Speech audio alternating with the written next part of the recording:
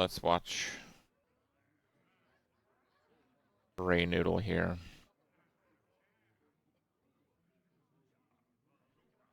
All right, Ben. We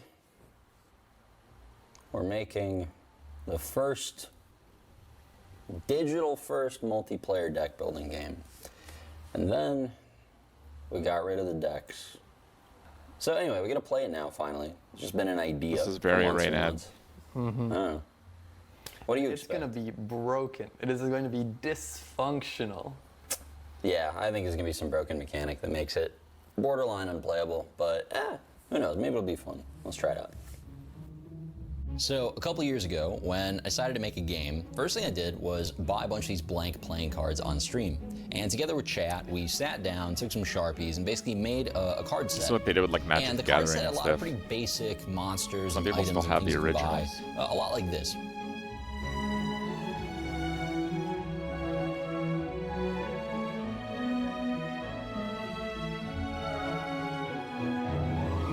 This is one of the first early renders of what we thought the game board might look like. This is not alpha, this is not... Okay, so just so we're clear, I'm like super stoked about Bazaar and stuff. Whatever this is, I haven't. Oh, hold on. Let me. Just want that gone. Okay, whatever this is, I hadn't played it. The first time I played Bazaar was like, I don't know, like June or something. It was 2 friends and families ago. So there was one like a week and something ago. And the one before that is the first time I ever played the game.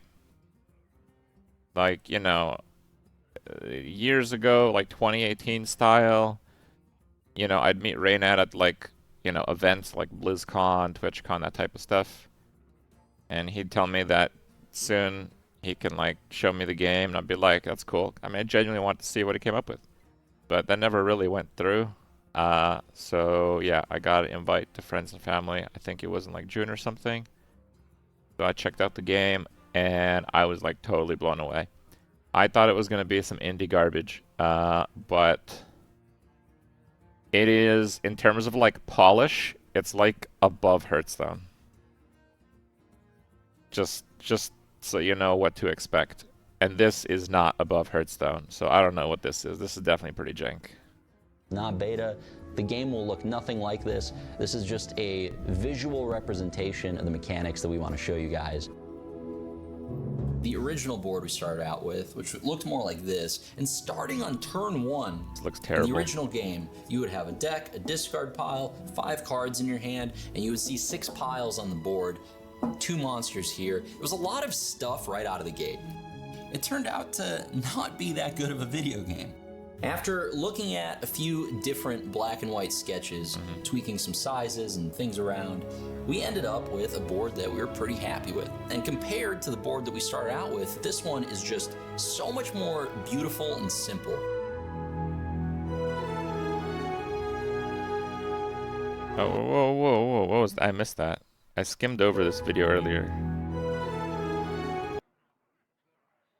So Mac. So they have Mac, Pygmalion, Vanessa. They have the chef.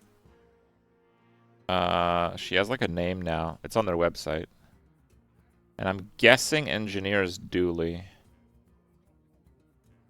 But I don't know what this is.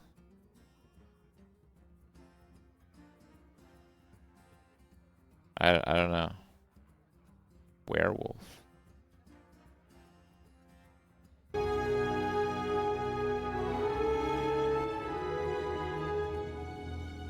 It's very different from what we had before, but pretty cool, we think. Bonk. There's gonna be one sniper shot that just wrecks us. Bonk. Bonk. Bonk. All right. Bonk. Bonk. Some of these early fights are kind of, I don't know, just kind of... Nah, funny to this me. ain't it, dog. This ain't it. I can't wait until we have the proper visual effects in here and everything. Bonk. Oh, it's so painful. Please get boomeranged out. No! No! 48 HP. Once we add all the bells and whistles and sound effects and all the little touches, and once all that stuff's in there, This will really feel more like an immersive world. It looks totally different now, unless it's a different mode. No, I mean, it's the same game I said it would be, 2 years ago. This is starting to It's just look it has, pretty like, the good, I variety would of say. encounters now. It's still a little indie. Still a little indie there. Yep, he when knows we it. launch the game, He that's knows when it. we'll really find out It's gotta if be better. all of these concepts actually do work.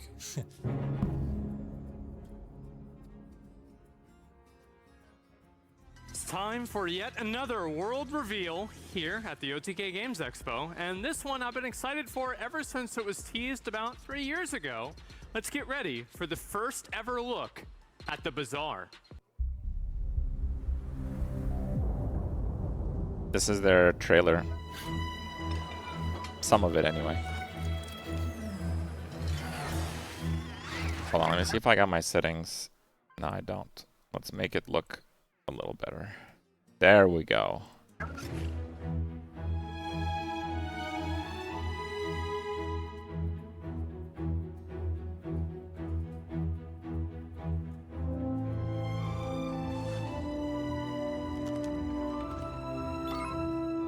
Welcome to the Bazaar.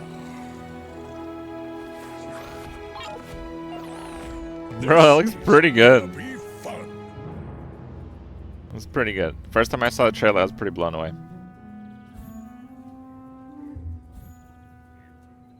Is there some of the different skins? I'm guessing. We didn't have skins in the FNF.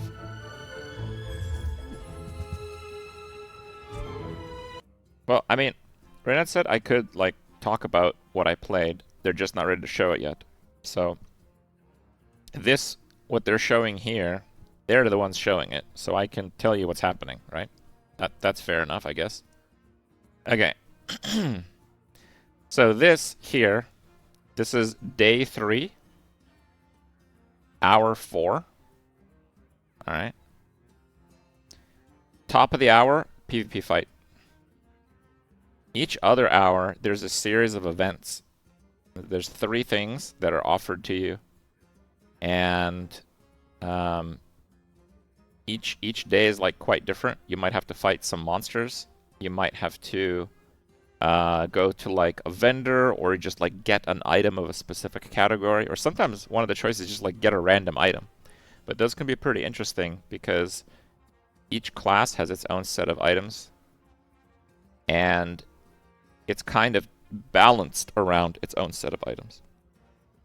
A lot of the selections that are like get an item, which is like, hey, whatever, those are actual gambas, because those often include all the items. And some items from other classes are just completely unbalanced for the class at hand.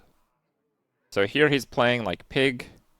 I could think of a few like dually shield items that Pig would be very happy to have with this build. So yeah, if you could get like some cross-class, like basically the mundane options, even those have some flavor to them. Alright. So here he's in a shop screen. And I believe that this vendor sells large items, which are items of this size. So these are small items. These are medium. Actually, I should add that to my notes. Give me a second.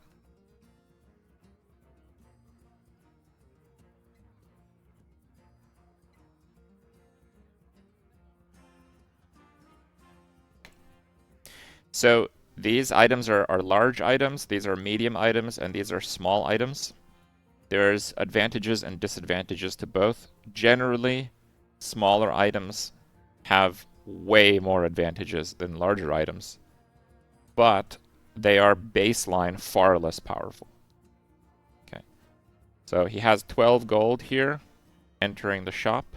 Typically, if you're going to choose the shop option, you'll need some money. And then, yeah, you're offered a few things when you enter the shop. Most vendors, you can buy the whole shop, and some very special vendors will basically peace out after you buy one item. But those are exceptions. Typically, you can buy everything. But based on his funds, he can only buy one thing, maybe two if he sells like everything he has. Double whammy.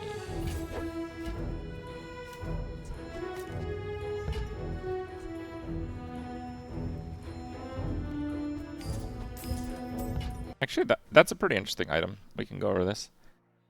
So this is a pawn shop.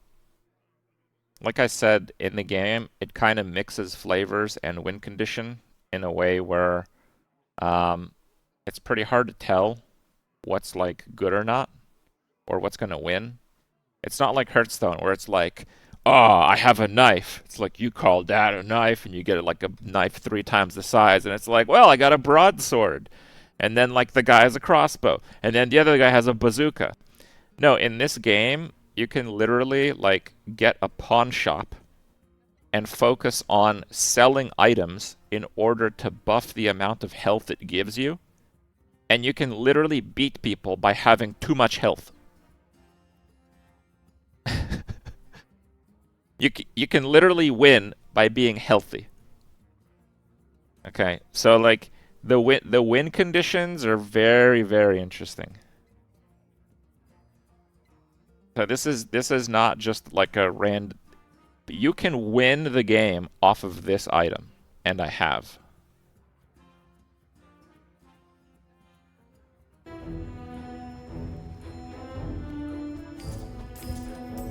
He's selling his stuff. He wants the pawn shop. He gets the pawn shop. And then when you buy an item, it sells for half the value that it buys for. So you're not always just like losing out if you're buying and selling, but you typically don't want to be buying and selling too much. So these options happen when you're dead. So the way the prestige system works, so there's like a prestige thing here. So you start with 20, and if it goes to 0, you don't die.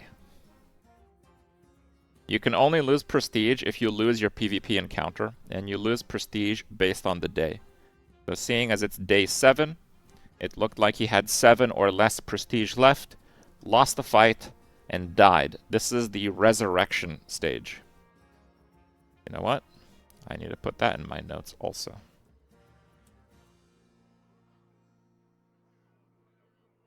This is very useful.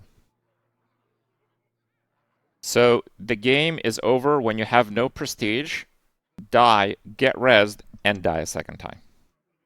Okay. And a perfect run is when you have full prestige. You're basically a super warrior or a super businessman or a super engineer, and you've never messed up. That's ending the game with full prestige. That's like the ultimate win. But like the second degree win is getting 10 wins and having some dings on your prestige, basically.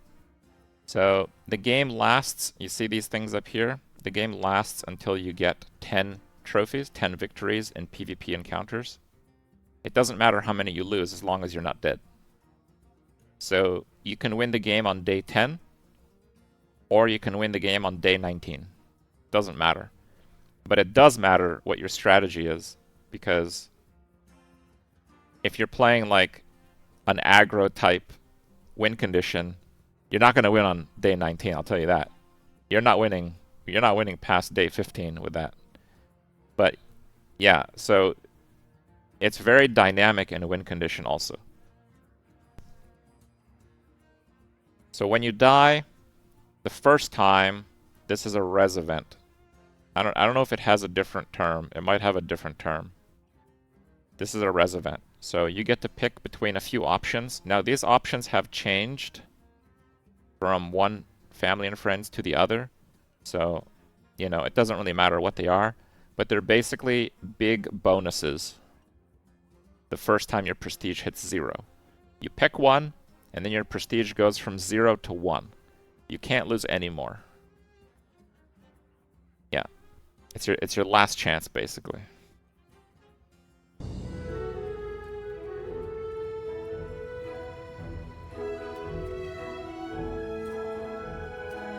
Now, the friends and family did not have this enchant thing. So, I don't know enough to say more than that. Looks like he added crit chance to his hammer with the enchantment. I should warn you, I'm not like other Jabalians. So this is a PvP encounter. It's day 8. So you can kind of see. Let's see the full load. Okay. So what happened here? I don't know how he just. Oh, he didn't lose the health. That's his. No, actually, he did lose the health. I'm not sure what happened there. So on day 8, you can see that Pig, who has a lot of options to increase his HP, has way more HP than Vanessa, which is mostly an offensively based character. His strategy is use a very slow hammer that hits real hard. If it has 50% crit, most likely she'll die in 2 hits, but quite likely she'll die in 1. And Vanessa's playing a poison build. Generally, the pufferfish thingy is your main source of poison in this build. I don't think I want to go into super detail of the builds because they change the cards one family and friends to another, and then when they're gonna have like the closed access release, I'm sure some of these cards will be quite different also. But a poison build is a ramping damage build where poison is a damage over time that never goes away and goes through shield. So this item here, this is a shield generator. This is a heal. The shield item is completely useless. Oh, he has haste on the hammer. Double crit or one shot. Boom! Double crit. Okay, I saw the video before the stream. I knew it'd get double crit. Usually combat is not that simple. This setup is possibly the simplest setup in the entire game. Stack health, but the act of stacking health and min-maxing it is actually super complicated. But the combat is simple. For Vanessa, these items have fairly complex interactions. But again, I'm not going to go over that. So he wins day 8, he gets another win.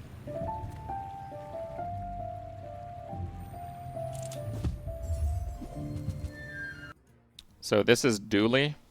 This is the robot character. On their website, and I should bring up their website because it has pretty nice stuff.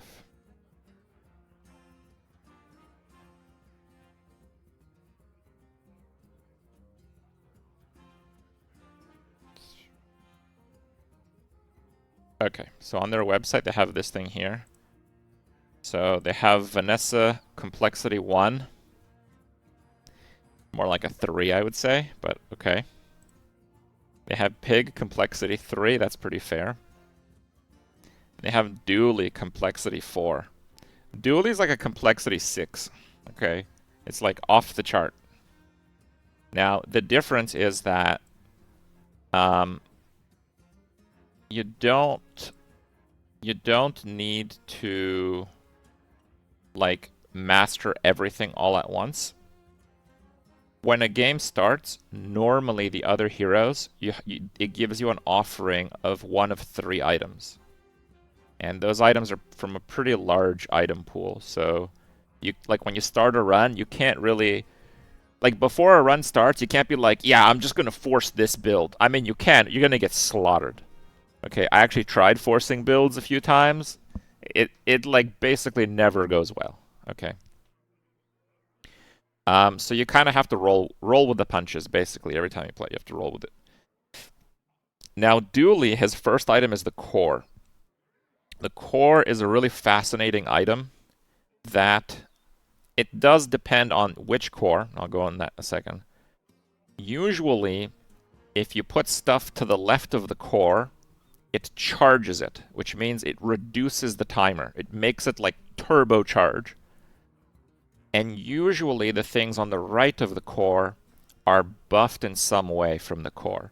So you always have to balance how fast do you charge the core, how many things do you buff with the core. That's the super basic version of it, which honestly isn't even that basic. And then you can have items that kind of chain with each other. You can actually have infinity combos in this game, but there's an item activation, like internal cooldown. They've changed that a little bit, so it's never really infinite.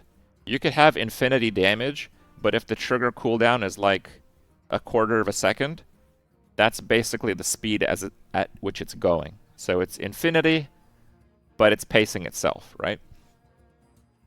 So Dooley is the hero where you can basically set up infinity combos, and you can have builds that have multiple infinity combos that bounce off of each other to kind of even surpass the item activation cooldown. It's kind of like programming an engine, basically, when you're playing this hero. So Dooley is like a 6 on complexity. And what I just said is more like a 5 in my book. The reason it's a 6 is that there are, I think, 6 or 7 different cores, and each one of them is completely different. So when a game starts, you're offered a selection between 3. You won't really be a 10 out of 10 master at this hero until you master all of them. Well, all but one. I guess technically you can always ignore one. So you basically need to be a pro at 5 almost completely different build types before you can say that you're really good at Dooley. That's why Dooley's complexity is like insane. But I think overall Dooley's my favorite also. So I think you'll like it. I have not played these heroes, but their items are in the game, so you can get some of their items. And like I said, cross-class items are insanely powerful in the right scenario. Okay. Okay, so here, this is an example. So this is a companion core. So it's a medium item. It's the core. It is itself a friend, and you can never get rid of it. This is the only item you cannot get rid of. So it has a 7-second activation rate. And when it activates, you haste your friends for 1 second. Haste is double time on cooldown. When you use another friend, charge this 1 second. Now it says haste your friends. It hastes itself also. Haste is extremely powerful. I'm not going to get into this stuff in like right now, but haste is insane. Like all the status effect stuff is really, really powerful. Okay, let me just say it. So you know in Diablo 4 you have like a legendary aspect that gives you like 50% more damage. That's kind of how a build works in the Bazaar. Each item is contributing to the overall power level of your build with like a 50% multiplier. Now, if you haste everything, it goes from 50% to 100%. But the items multiply your overall power level in a way. So if you have double time on cooldowns, you're not 2 times stronger. You're like 10 times stronger. That's why it's really, really good. But it's only your friends, so you have to consider that.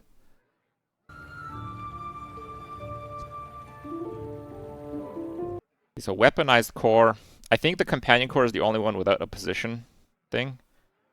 All the other ones have a left and right effect. So you can see when you use any item to the left of this, charge this 1 second. So if you use 7 items, it just gets used instantaneously a second time. And then it says when you activate it, it deals damage, and then give weapons to the right of this plus 5 damage for the fight. So again, you'd kind of want the weapons that would be benefiting the most from a flat damage buff on the right, and then everything to charge this as often as possible on the left. That's not how I use this core, but that'll be like another time where I talk about that. But yes, there's other things that you can do with this. This core is, or was at least in the FNF, not very good. I hope they buff it. Shield is like temporary health. It doesn't go away, but you don't keep it after a fight. Shield is really good because it stops you from getting one-shotted. And some characters really struggle to get additional health. So remember when the hammer one-shotted Vanessa earlier in this video? Well, if Vanessa had enough shield, she would not get one-shotted. And based on how that comp was looking, probably would have won. So shield is powerful. The reason why I think, at least in the versions that I played in the past, this was a little bit weak, is because Dooley, like the character, he just has ridiculous shield items. So this, it's kind of like you're already strong in that type of thing. Now, with that said, I've still made some insanely strong builds with it. It's just, I think the other ones were better in the past. But again, we'll see. We'll see how it comes out on the 30th. That's not the right choice.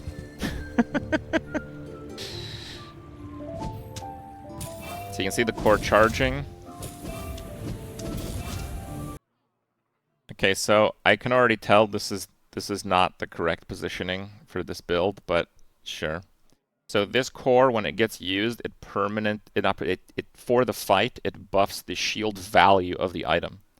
So if you had one of these shield items over here, each time the core would be used, it would go up for the full duration of the remaining of the fight.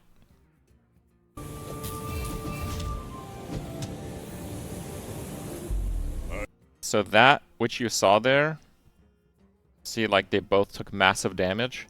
That's the Sandstorm, because they're in the desert. It's the Bazaar. Woo. Okay, so the Sandstorm is the fatigue mechanic. And remember what I said a few minutes ago, how you can play Pig and basically win by just having too much health? You can literally do that. You can play this character, play the absolute econ game, and buy up every single source of health. And basically, before your opponent would have enough total damage to kill you, they would die to the Sandstorm. This is a real thing. You will see builds like that. They're not going to beat everything, though.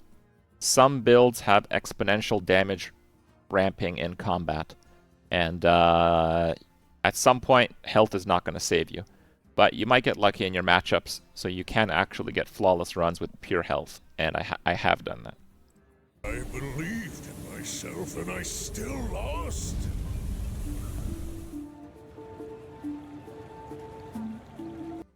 So this is one of the more complicated individual items for Dooley. So it does damage and shields on a 4-second cooldown. And then it has the left-right effect, similar to how your normal core does. The reason why it's not really as complicated is because Dooley really favors smaller items. So while this item has a pretty large amount of things that it does, you'd be replacing 3 small items. And typically, if you're like min-maxing like crazy, in the later days, you can get more value out of 3 smaller items in your build. Is each build made during PvP or standalone deck? So it's like a roguelike. You do a run. Every day is 5 PvE based encounters. They might not be combat. You might go to a vendor. That's an encounter. And then at the end of the day, you do 1 PvP fight. Just to be clear, you can have a fun build that doesn't win at all. I'm serious. Like, you can have 0 wins and have fun in this game, which is mind-blowing. Because, like, the first few... So you start with 20 prestige. You lose your first one, that's -1. You lose again, okay, you're at 17. You lose again, 14. You lose again, you're at 10. You lose again, you're at 5. You lose again, well, you die, but there's this cheat death mechanic, so you get a buff. And probably, if you like get the cheat death mechanic on day 6, you ain't losing day 7. Those like revival bonuses are huge. They have changed, so I'm not going to go over what they are because they might just be totally different. But they're really impactful. Okay, So like you can have like the most dumpster meme build, and you're basically playing that build through different like adventures and encounters for like 30 minutes. Like you can have fun and make a unique build. And again, I want to repeat that. And win 0 times against other players and have fun. That's what's so cool about it. Yeah, there's no timers. It's asymmetric. But I've seen my So, you see how Steve G is facing Varl 2? I don't know, what day was this? Okay, so this is the 9th day. Okay. So, it's asymmetric. So he's playing live, and he's playing what this player had on his day 9. And once he plays that, that is out of the pool. It's 1 for 1. Which is, again, it's amazing.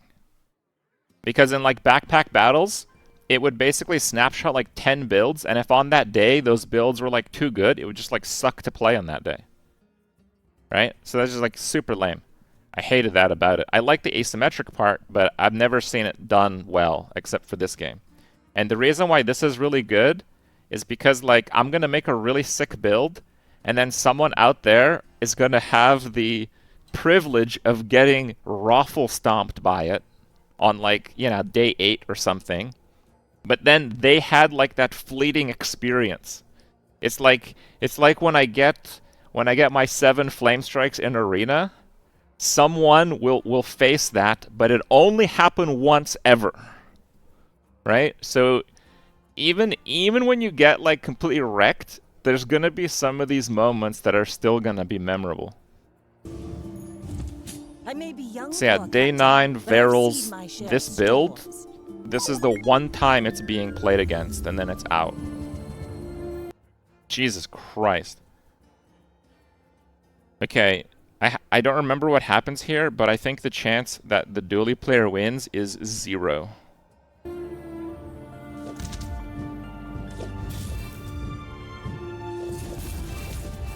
So this thing at the bottom here, this is a slow. So this charges at half time.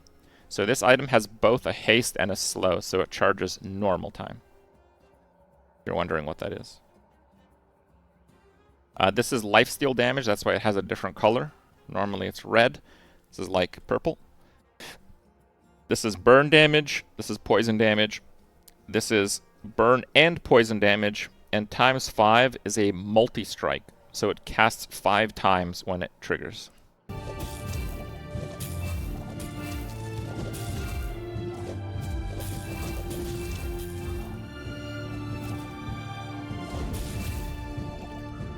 The reason everything is happening in slow motion is because of this item. This item is called Tripwire, and it's whenever your opponent uses an item, slow it for a second.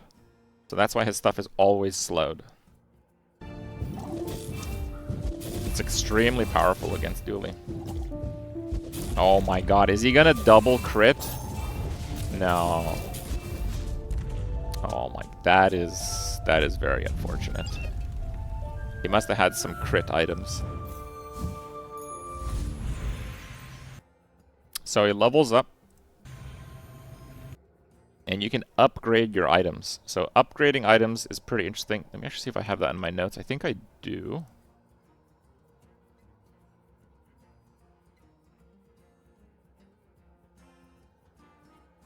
I don't. Okay. So when you upgrade an item, it can do a number of things. Typically, the damage goes up. Whatever it does goes up. Like, the numbers go up. Number go bigger. I don't think any level up puts a new ability on an item. But in some builds, it's a big difference.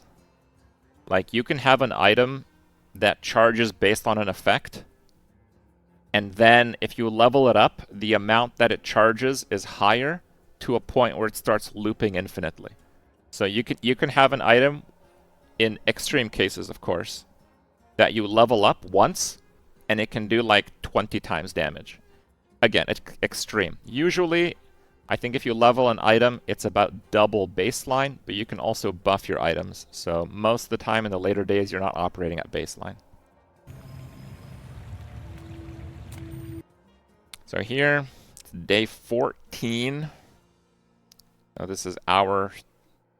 I guess this is 3, because that's like... Yeah, so this is hour 3. And he has like the 3 options here. Jules Cafe. So these are temporary bonuses. So you can have temporary bonuses. Normally, I kind of ignore those, but you can see here, he has 9 wins. And remember, the game ends when he gets 10 wins. And what looks to be 1 prestige. That might be 2. If it's 2, it means he could lose and keep going. But if it's 1 and he's already had his like res event, it basically means his next opponent is his very last no matter what.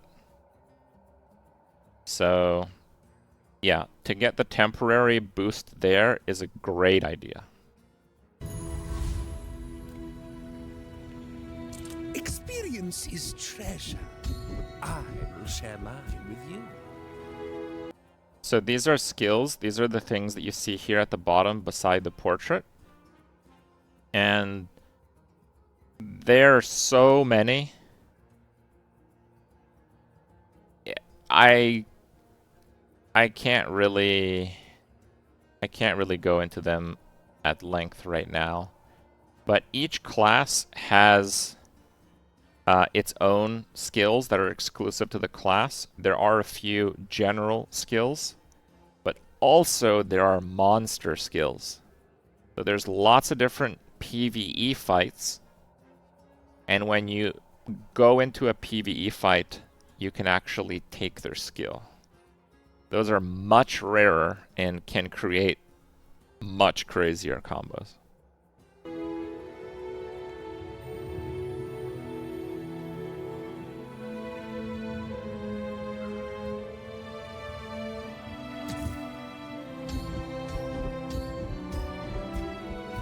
You can reroll the skills if you don't like them.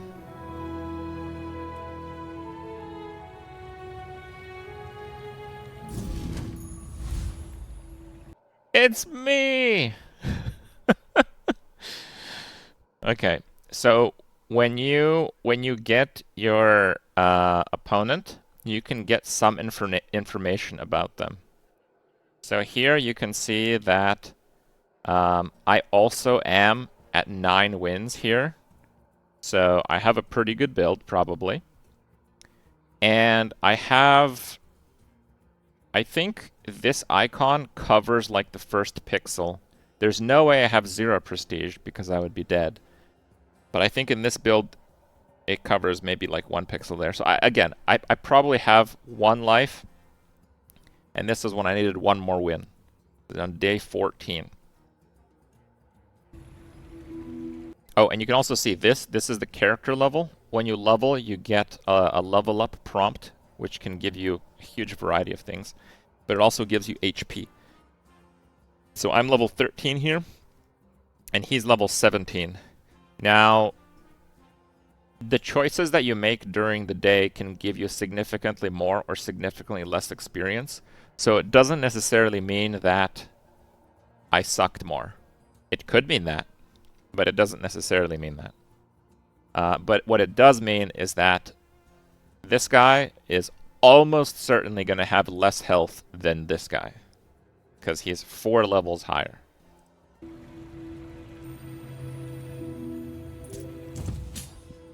My fight isn't with you, but if you insist.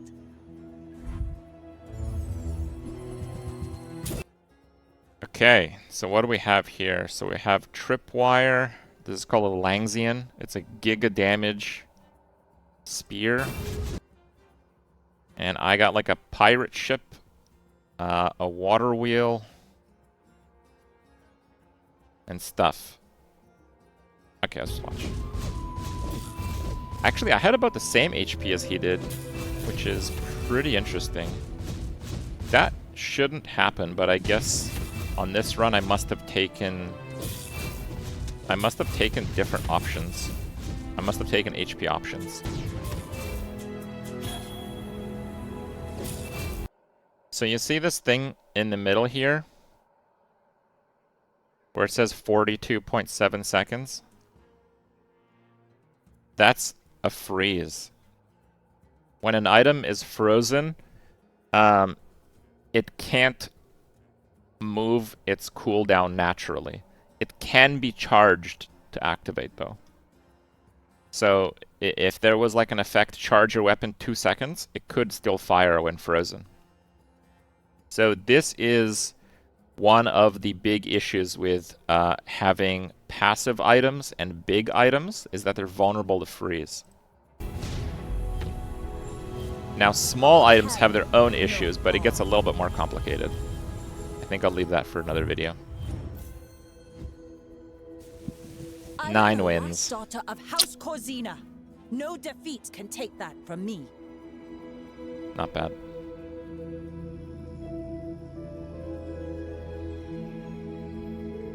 I never saw that fight. That is like a ghost of me.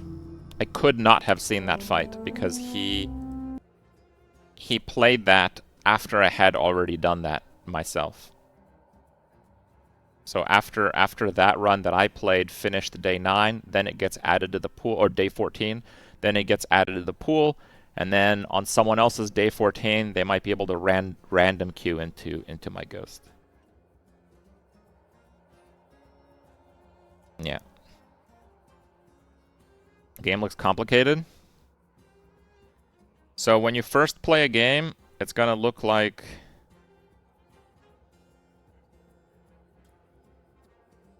this is the new player experience. Start the game. Pick one of 3 items. Okay. This one looks good. I'll take that one. After you get that, it offers you one choice of 3 skills that are upgraded versions to kind of set you off on your build. And that's it. You have 1 item and 1 skill. And then, based on your decisions, you can add more items. You can modify items. You can try to get econ to get better items later when they become available. It's like super natural learning type of game.